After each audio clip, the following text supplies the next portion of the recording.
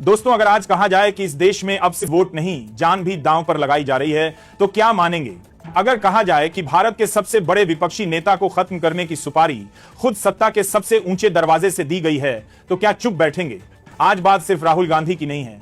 आज बात उस लोकतंत्र की है जिसे कुर्सी बचाने के लिए किसी की लाश पर खड़ा करने की साजिश हो रही है। और अगर यह सच है तो यह सिर्फ एक राजनीतिक हत्या नहीं होगी, यह होगा भारत के लोकतांत्रिक ताज पर पहला खून का धब्बा। दोस्तों, आज सुबह दिल्ली की सियासी गलियों में हल्की हल्की फुसफुसाहट शुरू हुई। कुछ बड़ा होने वाला है। राहुल गांधी को लेकर बड़ी खबर आने वाली है। शुरुआत में इसे अफवाह समझा गया, लेकिन थोड़ी देर बाद कांग्रेस मुख्यालय में हलचल बढ़ने लगी। फोन लगातार बज रहे थे, नेता आपस में मीटिंग कर रहे थे, सोशल मीडिया पर इशारों में पोस्ट लिखी जा रही थी।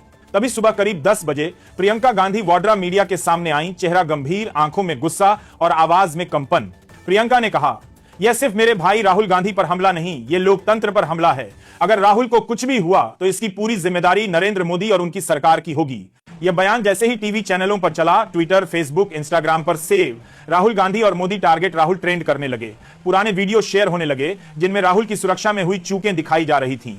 सुबह 11 बजे कांग्रेस अध्यक्ष मल्लिकार्जुन खड़गे संसद के बाहर प्रेस कॉन्फ्रेंस में उतरे। आवाज में गुस्सा और चुनौती दोनों।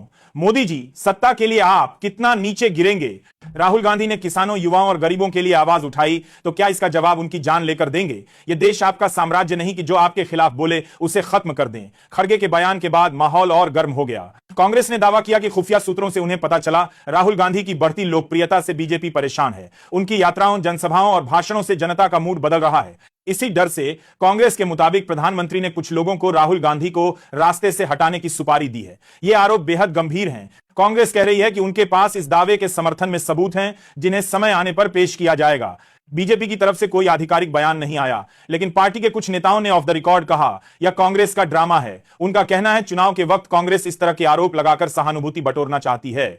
सवाल यह है, अगर यह सच नहीं तो कांग्रेस इतनी गंभीरता से इसे संसद और मीडिया में क्यों उठा रही है? दोपहर 1 बजे संसद में कांग्रेस सांसद नारेबाजी करने लगे, राहुल गांधी की सुरक्षा करो, सुपारी सरकार मुर्दाबाद। हंगामा इतना बढ़ गया कि लोकसभा की कार्यवाही 2 बार स्थगित करनी पड़ी।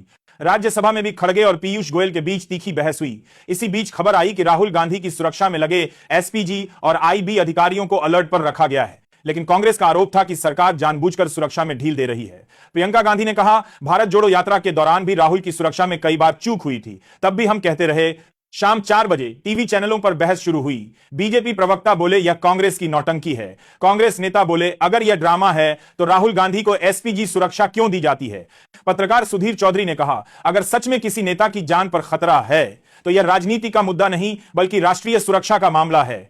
जनता की राय बंटी हुई थी। कुछ लोग बोले यह सब पॉलिटिकल गेम है, कुछ बोले आज की राजनीति में कुछ भी मुमकिन है, इसीलिए खतरा असली हो सकता है। सोशल मीडिया पर मीम वीडियो और हैशटैग की बाढ़ आ गई। रात 8 बजे कांग्रेस मुख्यालय से बयान आया, अगर सरकार ने 48 घंटे में राहुल गांधी की सुरक्षा पर साफ जानकारी नहीं दी तो हम पूरे देश में प्रदर्शन करेंगे। यह अल्टीमेटम माहौल को और तनावपूर्ण बनाया गया। अब सवाल थे, क्या वाकई राहुल गांधी की जान को खतरा है? अगर हां तो इसके पीछे कौन है? अगर नहीं तो कांग्रेस इतना बड़ा आरोप क्यों लगा रही है? क्या यह चुनाव से पहले माहौल बनाने का खेल है? क्या सुरक्षा एजेंसियां सच छुपा रही हैं?